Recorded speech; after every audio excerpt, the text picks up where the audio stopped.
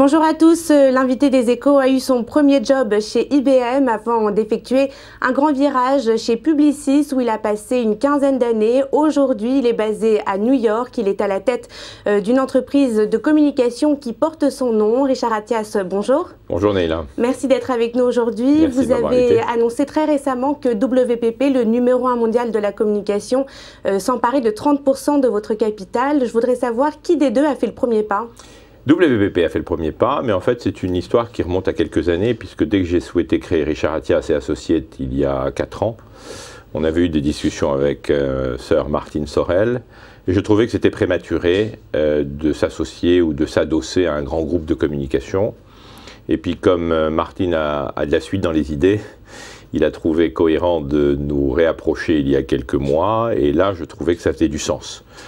Quels sont les objectifs justement de ce partenariat, de ce rapprochement? Il y a plusieurs objectifs. D'abord, nous avons une croissance tout à fait intéressante depuis 3-4 ans au sein de ma société, et je me mettais depuis quelques mois, et ce qui est assez frustrant, à devoir renoncer à certains projets, faute de moyens humains importants, très difficiles de recruter paradoxalement dans nos métiers. Parce que vous cherchez, on a une cinquantaine de collaborateurs, mais le profil est très spécifique parce que ce sont des généralistes qui doivent à la fois combiner des compétences, on va dire, de fond et de forme, parce que nous vendons aussi de l'organisation très rigoureuse, donc il faut être très méticuleux.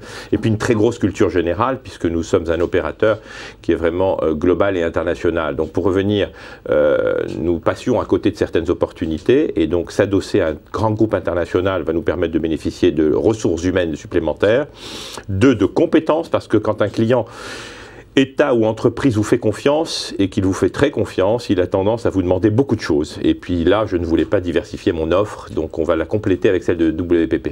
Alors justement, vous êtes déjà très présent en Afrique, on vous surnomme même parfois Monsieur France-Afrique. D'abord, qu'est-ce que vous pensez? Oui, alors d'abord, je ne suis pas français. Donc, vous avez quand même passé la... Oui, j'ai vécu en France. Enfin, j'ai vécu en France. À partir de l'âge de 17 ans, j'ai grandi en France et j'ai eu une éducation française où j'ai passé une vingtaine d'années de ma vie. Mais vous savez, ce péjoratif France-Afrique est très, je pense, révolu. Il n'y a d'ailleurs que certains petits cercles qui l'utilisent. L'Afrique est un continent qui est en pleine croissance. Certains le découvrent à peine aujourd'hui. Bon, il s'avère que je suis présent en Afrique depuis près de 15 ans sur un plan professionnel. Donc à partir de là, il est logique que je m'intéresse en plus au continent où je suis né. Est-ce que l'objectif, c'est donc pour WPP d'avoir une place plus importante en Afrique, et pour vous, peut-être de vous mettre sur certains pays sur lesquels ils sont déjà? C'est extrêmement complémentaire, la synergie. WPP ne m'a pas attendu pour être en Afrique. Ils sont très présents au Nigeria et dans quelques autres pays de l'Afrique anglophone. Il s'avère que nous connaissons bien ce continent, comme je vous le disais, la culture. Nous y organisons un très grand nombre de plateformes. Nous conseillons certains gouvernements, donc il était intéressant de s'accompagner ensemble pour aller encore plus vite et mieux servir nos clients. À l'inverse, WPP est numéro 1 en Chine, qui est un pays aussi que je connais bien, où on avait pas mal de sollicitations, et où pour être présent en Chine, moi je déteste faire des promesses que je ne remplis pas, donc quand je réponds à un engagement, je veux être certain que je vais fournir de l'excellence. Et je pense qu'avec les compétences de WPP, on va pouvoir garantir à la fois des moyens et des résultats. Vous avez 14 grands projets qui vous attendent en 2014. C'est une coïncidence de chiffres. Hein.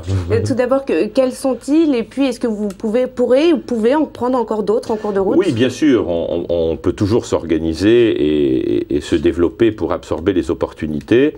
D'ailleurs, je crains positivement qu'il y en ait au final beaucoup plus que 14 en 2014, puisque je vois déjà les projets en cours qui se profilent à l'horizon. Mais lesquels, par exemple? Par définition, un projet qui est en cours n'est pas signé, donc permettez-moi d'être... peut-être qui vous intéresse? Oui, mais déjà pour répondre à votre point, le portefeuille de nos projets 2014 va nous emmener géographiquement et chronologiquement de l'Arabie Saoudite dans quelques semaines, au Congo, en passant par New York, en allant au Gabon, en revenant sur le Maroc, en allant au Qatar, en allant également sur des projets plutôt en Amérique latine. Bon, maintenant, pour répondre à votre question de où les autres opportunités se profilent, elles se profilent dans l'Europe centrale et l'Europe de l'Est, des pays émergents. Elles se profilent incontestablement en Asie et en Chine, mais pas que là, en Indonésie.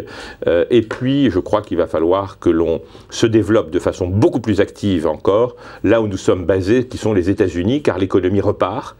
Et qui dit économie repart, dit que les entreprises s'intéressent à des projets tout à fait novateurs et intéressants. Vous connaissez bien également le Moyen-Orient. Il y a souvent des questions qui reviennent régulièrement dans l'actualité française sur les investissements qataris en France, notamment dans l'immobilier ou les grands clubs sportifs. Qu'est-ce que vous avez pensé de cette polémique justement sur la part que doivent prendre les Qataris dans l'économie française? Écoutez, je trouve que comme toutes les polémiques, elle est totalement inutile et totalement infondée. Pour être franc, moi je connais le Qatar depuis 1994, donc ça fait bien de 20 ans. C'est un pays que j'ai suivi et dont j'ai vu l'évolution. Ceux qui n'avaient pas compris déjà depuis 15 ans que le développement du Qatar, tout petit pays, 300-400 000 Qataris, mais des gros moyens financiers, allait forcément aller au-delà de ses frontières, qui n'ont pas suivi le film. Et le fait qu'ils s'intéressent autant à la France? Mais ils ne s'intéressent pas qu'à la France. C'est là où la France fait un peu de nombrilisme. Les investissements du Qatar en Angleterre, en Allemagne, en Espagne sont infiniment supérieurs à ceux de la France. Bon, on va dire que les projecteurs ont commencé à s'agiter lorsqu'il y a eu l'histoire du Paris Saint-Germain et qu'il y a eu 2-3 investissements, mais de quelques pourcents dans quelques groupes industriels français. Mais aujourd'hui, l'économie est globale, elle est totalement internationale. Alors que ça agace que ce soit le Qatar qui a peut-être eu un comportement un peu trop triomphant ou que ça puisse agacer. En France, on n'aime pas ceux qui réussissent. En tout cas, j'espère que ce tabou va finir. C'est le sentiment que vous avez? Ah oui, incontestablement. Je vais vous dire une anecdote toute simple. Moi, je suis passionné de jolies voitures. Il s'avère qu'à une époque, je me suis acheté une voiture, peu importe, on ne citera pas la marque, mais parce que c'était ma passion. Vous savez, c'est les seuls jouets que peuvent se permettre les hommes. Et puis à peine l'avais-je acquise, vraiment en ayant cassé toutes les tirelires, le lendemain même, j'ai retrouvé la voiture complètement rayée avec une clé de façon très cynique. Je l'ai immédiatement revendue. Un an après, j'ai acheté la même voiture aux États-Unis. On vous arrête, on vous salue et on vous dit tiens, c'est formidable, un jour j'aurai la même. Et ça, c'est dans les quartiers de Harlem et de Brooklyn. Donc ce sont des mentalités très différentes et malheureusement, je pense qu'il faut changer tout ça. Merci beaucoup Richard Attias. Merci de votre invitation. Bientôt.